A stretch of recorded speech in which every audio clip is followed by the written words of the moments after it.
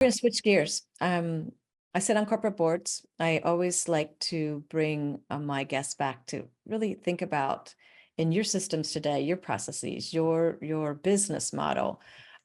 We're all dealing with the advent of generative AI. And how do we bring it into our companies? Yes. Either for skilling up our talent, for improving processes. It's not necessarily a cost down effort.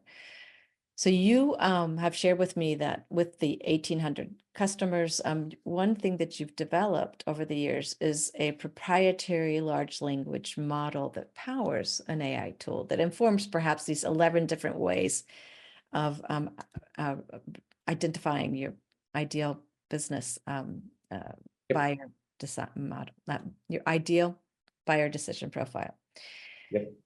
Can you talk to me about how you at the Virtual Edge have thought about the regulatory environment? It's a hot topic right now, right? Are the AI models biased, or how's it going to affect my workforce? Is it going to prepare my workforce? How ethical is it that are we getting to the right people? Or are we excluding some segments of the population? So talk to me through how you've been dealing with AI, your own proprietary large language model, and shed some light so we're not as, I think, left out. We're worrying, maybe we're over concerned by the advent of generative AI and our business models. Yep. And it's a great question because there's a lot of people out there. I think everyone has just jumped on the bandwagon and is screaming at the top of their lungs, you need to be an AI, or otherwise your business is going to fall over or become irrelevant or whatever it is. So it's almost like a bit of fear mongering in a way. Yes. There's fear mongering on the one side and there's FOMO on the other side. Exactly. Where everyone's like, oh, this is amazing, but like I want it, but I don't know what to do with it. Right. So, we've gone through a lot of AI tools. We've tested a ton of stuff out. We've implemented stuff. There's a lot of junk out there, right? People that have just thrown stuff together and trying to make a quick buck. There is a lot of really good stuff out there. Okay. What we found is that no matter what tool you use, right, and no matter what system you use, the quality of the output is determined by the quality of the input. Say that one more time for my listeners. Right? The quality of the output is determined by the quality of the input. Yep. Okay, there's a saying called garbage in, garbage out. You've heard of that? Yes, I have. Right. With AI, with systems, with automation, if you put garbage in, you get 10 times garbage out. It multiplies that garbage. Right? Yes. So what we've done and how we use it is, and how we help our clients use it as well, is that, we've been doing this for a long time. We've built frameworks, we've built methodologies, we've built a whole bunch of different stuff. And so, scripts, templates, frameworks, video scripts, like you name it. We've built everything for every piece of the puzzle that we needed. Okay.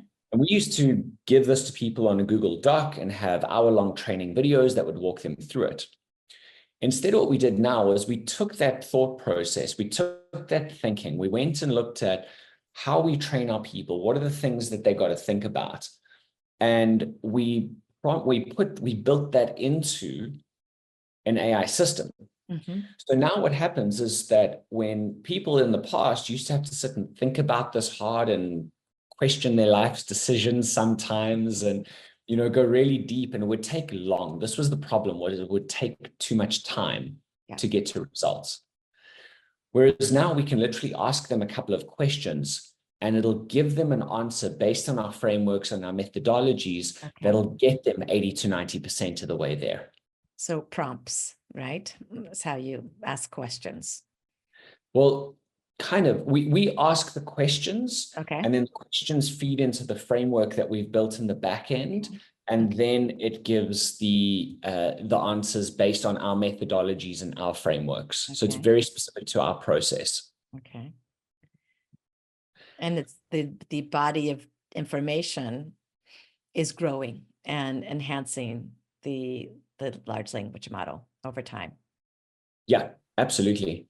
And, the more we use it, the more we refine it, because as we're consulting with our clients, then, new stuff comes up as we go into new markets, or as we come to people that are experiencing new things that are different from what we've done in the past. We can tweak and update it so that it'll get them to where they want to go faster.